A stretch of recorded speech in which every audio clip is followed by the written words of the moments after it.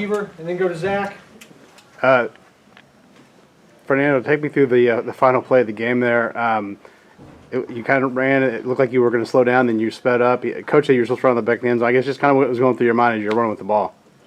Yeah, there was. I mean, whatever it takes to win the game.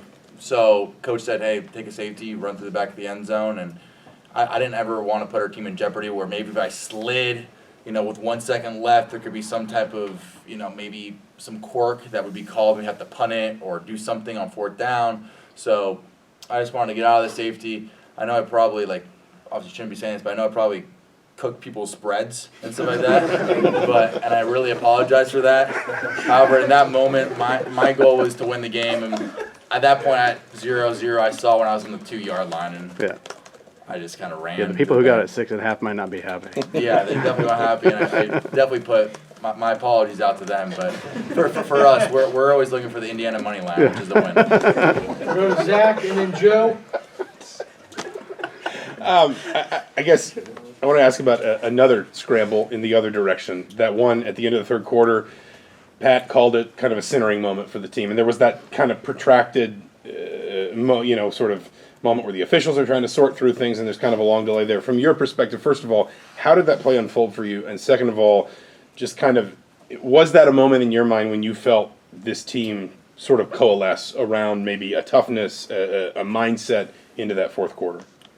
Yeah, I mean, I just kind of want to preempt that question. This game, I'm not going to say it lightly. It was a tough game, and I did not play my best. I played very subpar. I need to get the receivers the ball more, more accurately, and I just got to be more accurate with the ball and make better decisions and on time. I kind of retracted some old habits. However, and I'll do anything to help the team win. That play, Iowa covered very, very well. Sometimes the defense wins, although our coaches and play callers are fantastic in that sense. I went to the sideline, thought I was going to get the 3rd down, ended up taking a shot. Like I said, whatever we need to win the game. And I'm always going to take that shot. I'm never going to slide. I'm always going to take that shot, and it's because of the guys like Elijah to next to me that would never give up. And so that's my way to show the team that, hey, I'm never going to give up. The O-line's never going to give up, whether, I throw an interception or, we get stopped or we score a touchdown. Our whole offense, every single position group, and our defense, special teams, our whole entire team's never going to give up. And so I'm going to take that hit for my team 10 times out of 10. And I think it was a good centering moment for our team to pull together and come together and say, hey, we're going to win this game right here. And it wasn't on that drive that we won the game, but still, it was a good centering moment that we all came together, really banded as brothers, and then ended up winning the game. We're going back to Joe and then Mike. Elijah, you catch the slam, break the tackle, green grass in front of you. What's a moment like that like in a game like this? Man, I was hyped. I was ready to yell while I was running, man. But I seen this cover 0, Fernando put in a perfect spot, and then it was just, I was able to break a tackle and score for my guys, man. But it was a great moment for sure. We'll go front row to Mike and then Scott. I mean, this is for both of you. And Kurt said, he hasn't played the last 2 years in a lot of close games, and he didn't play in a lot of close games. This year, to win in the final 2 minutes and to kind of pull this out, to face adversity, how important is that going forward to be able to have that moment and know you guys kind of pulled through and have that, be able to reference that? Elijah, take it first, and then Fernando. I think it's very important. Just being in those type games before, like you said, being with Coach said, we haven't been in a lot of those games. So for us to be able to be in that, be trailing and be able to fight back and win is very important because we know it's going to be times like that in the future. So I'm glad we were able to pull through. The team played great. Fernando. Yeah, unlike Elijah, I've had the unfortunate courtesy of playing a lot of tough games, which is great, which is why you play college football. And I think that's a lot of guys on the sideline were saying is, how else would we rather have it? Evidently, obviously, we want to win by a ton of points like we did in Illinois. But when it's coming game down the wire and I'm able to throw a game-winning touchdown to my guy Elijah, that's what college football is all about. And at Cal, I did have a lot of very close games, and unfortunate on the most time I was on the flip side. There was a stretch one time where it was a total of 9 points, and we lost five games in a row by a total of 9 points. And so I've been a lot of those heartbreaking losses, and so it's great to have such a resilience and have such an offense that's so resilient that doesn't give up whatever, no matter the situation, and to really just push through to the end. Because it's just so. It just inspires me how resilient our offense was. Although, I wasn't playing my best, and sometimes, we just got stuffed when, we had opportunities.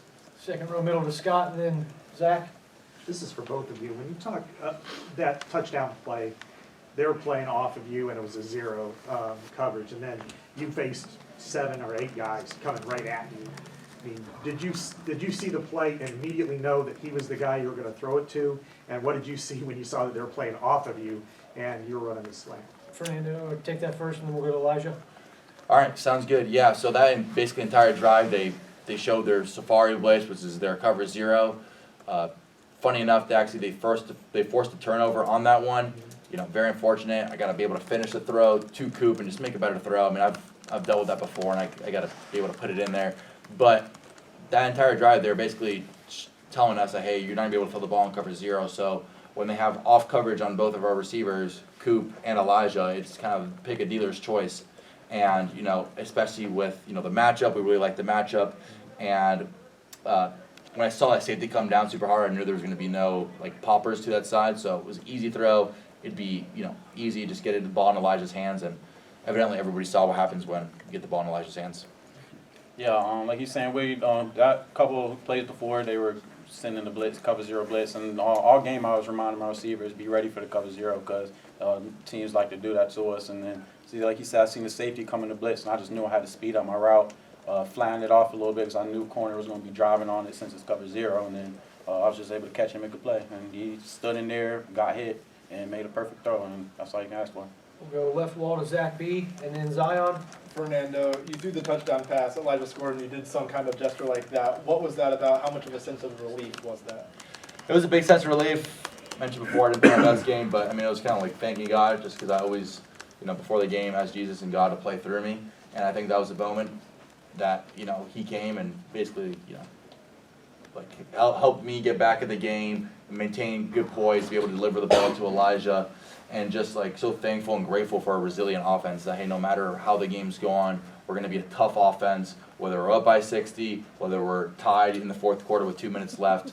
So, yeah, I mean, I was just thanking God there and thanking him. I've such a great O-line and receivers like Elijah. So, Stay on the left wall with Zion, and go to Seth. Elijah, you had over 100 yards just in the second half alone. Just what do you think you were able to kind of figure out as the game progressed to have that second half you did? I was just running my routes, and he was really just giving the ball to me where I could have a chance to catch and run with it, honestly. Coaches called great plays, and then we were just executing. That's really what it comes down to at the end of the day. So nothing too crazy, just going out there running my route and trying to catch a pass. We'll go front middle to Seth, and then to Josh.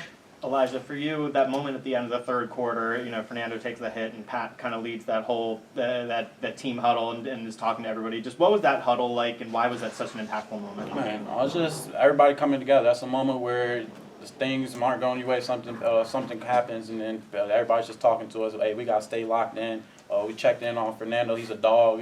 Not many people get hit like that. Gonna get back up. So you see, got back up, did his thing, and it was just, bro, stay locked in. We know we can win this, and just keep on doing what we're doing, man. That's all it was. We'll go Seth, and then Dalton. Oh, sorry, Josh. Fernando, between the interception and then it ended up being a missed field goal, what's the thought process, the mentality there? And after that missed field goal, how do you settle back down and go on a drive like that? Yeah, I think it's always one play at a time. And the big trap is wanting to have perfect game, wanting to have, you know, a perfect throw all the time, and just wanting to be extremely effective. And, you know, I mean, like last game, you know, it was great. You know, had a lot of success, especially across like the stat board. But especially in a game like that, just try to give Coop a chance. I had to come down on the ball better, make a better throw, like I said before.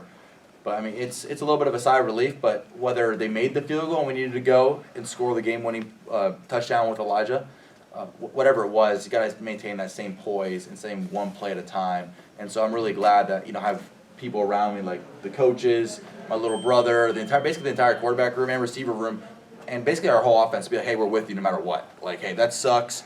Defense, hey, we got to stop. Hey, we're leaning on you. No matter, you know, what happens, we know that, hey, you're going to get punched, but you're going to punch back and knock them out this time. Last one is Seth.